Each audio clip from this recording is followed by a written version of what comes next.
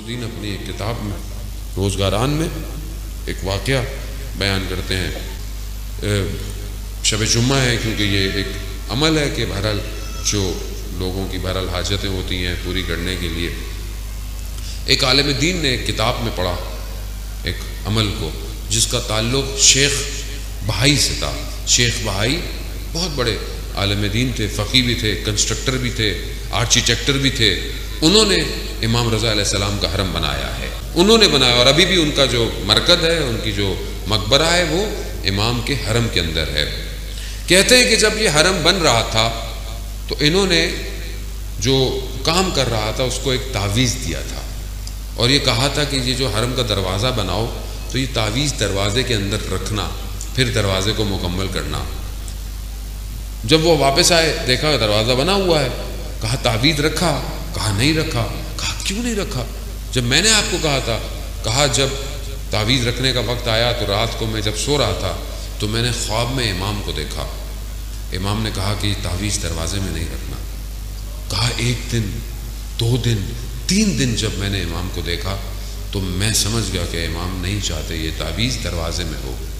تو شیخ بہائی بیٹھ گئے اور گریہ کرنے لگے.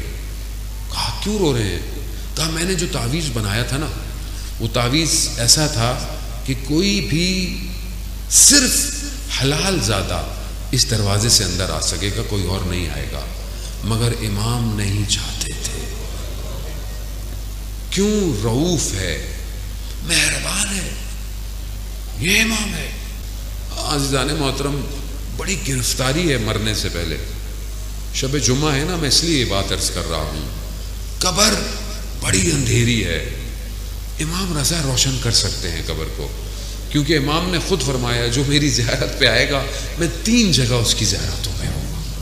شب جمعہ شب مغفرت ہے، شب دعا ہے، اور آج کی رات شب یعنی جمعرات سے جمعے تک، عصر جمعے تک جو ہمارے مرومین ہوتے ہیں ان کی روحیں آتی ہیں اور وہ ہماری طرف نگاہ کرتی ہیں کہ یہ میرا بیٹا، یہ میری اولاد، یہ میرے جاننے والے، یہ میرے ماننے والے میرے لیے کیا کر رہے ہیں. اور اگر انسان غفلت میں ہو تو یہ روحیں ناراض ہو کے چلی جاتی ہیں اور پھر آپس میں بھی گفتگو کرتی ہیں تمہیں کیا ملا، تمہیں کیا ملا.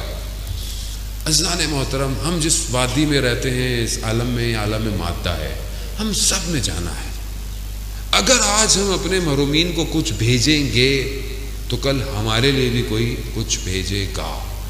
کچھ نہیں کر سکتے تو ایک فاتحہ، کوئی صلوات، کوئی درود، کچھ نہ کچھ ضرور دیا کریں، کچھ نہ کچھ ضرور دیں. اور یہ جب دیں گے تو ان کو اسی کی ضرورت ہے.